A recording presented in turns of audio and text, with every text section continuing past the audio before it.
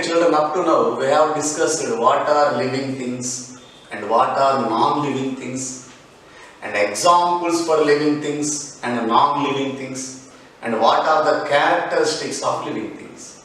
That means the living things and the non-living things will have different characteristics.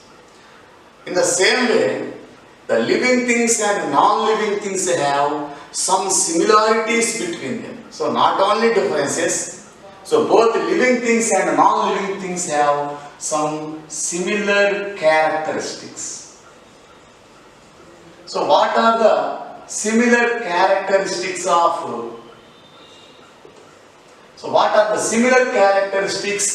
between living things and non-living things? Up to now, we have discussed the different characteristics possessed by the living things and non-living things. That means both living things and non-living things possesses different characteristics.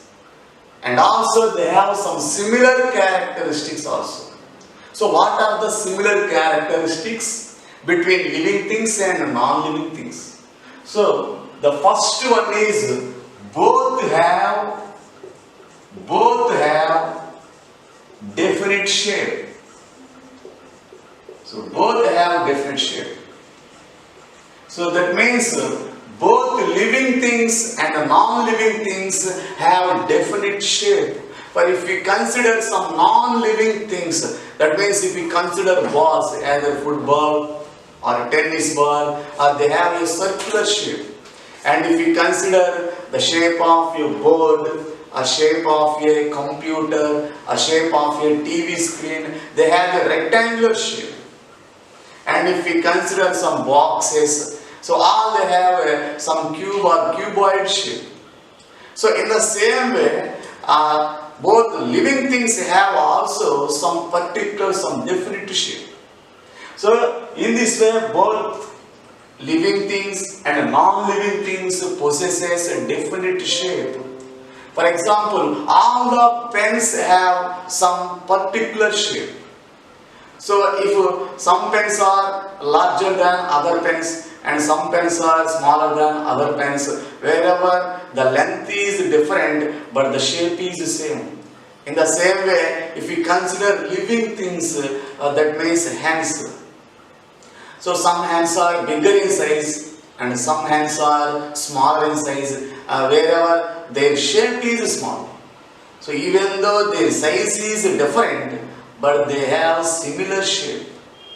Or in the same way, if you consider other animals like some cats are smaller in size and some cats are bigger in size and some dogs are bigger in size and some dogs are smaller in size.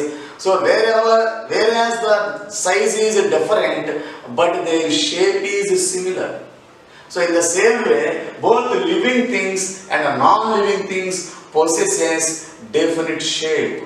Either it is living thing or it is a non-living thing, it will possesses some particular shape. So the second one is both living things and non-living things occupy space. So both occupy space. So both living things and non-living things occupy space. That means they will occupy some place. So since the living things and non-living things have different shape, and if we place the objects on any table, they will occupy some space on the table.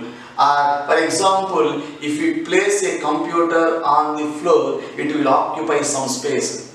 And if a man sit on the bench, he will occupy some space on the bench. And if I place this marker on a table, it will occupy some space on the table.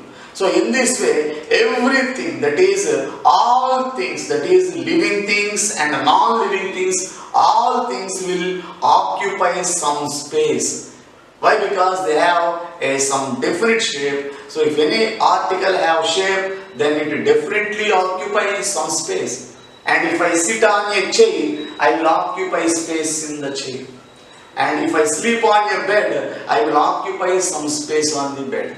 And if an animal is sat on the floor, it will occupy some space on the floor. And if you grow a plant in your garden, then it will grow some space in your garden. So in this way, all the birds, animals and human beings and also non-living things all occupy some space. All of you have refrigerator, that means ACs and TVs, computers. You have different types of things in your house. All things have occupied some space. So in your house there is full of articles and they will occupy some space, and the remaining space you will use in your house. So from this we can understand that both, that means all living things and non-living things occupy space. Next, third one is all, that means both living things and non-living things both have weight. So both have weight. So both means living things and non-living things possesses some weight.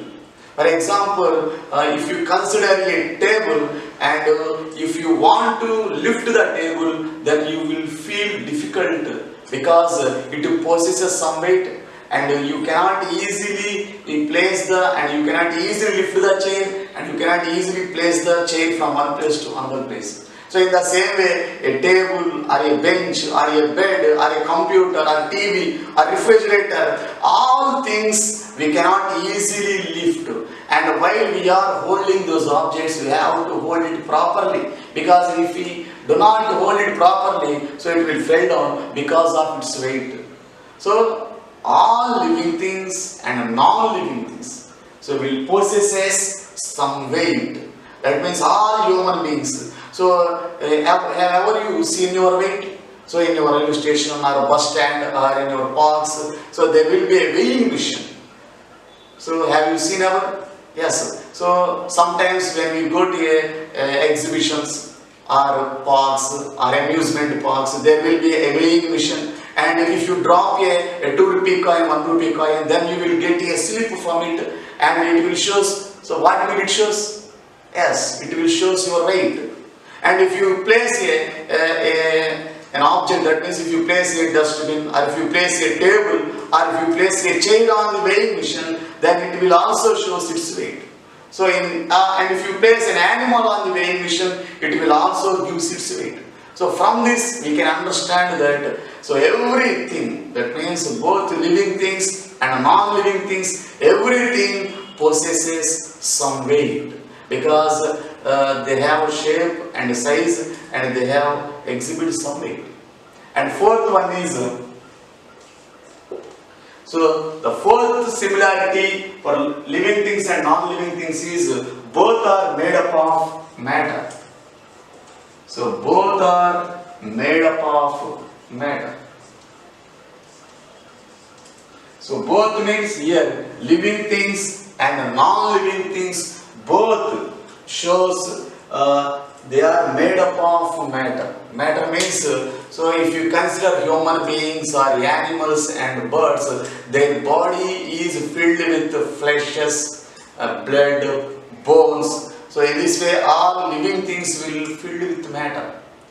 So and also plants. So plants contains roots and stems and they are filled with water or cells. So in the same way, non-living things also made up of matter. So every article, everything we are seeing with our eye will made up of matter. So without matter, no body can be made. So if you consider a chair, so it is made up of a plastic. So it contains plastic in its body. And if you take a book, it is made up of paper, and the paper is made from wood pulp.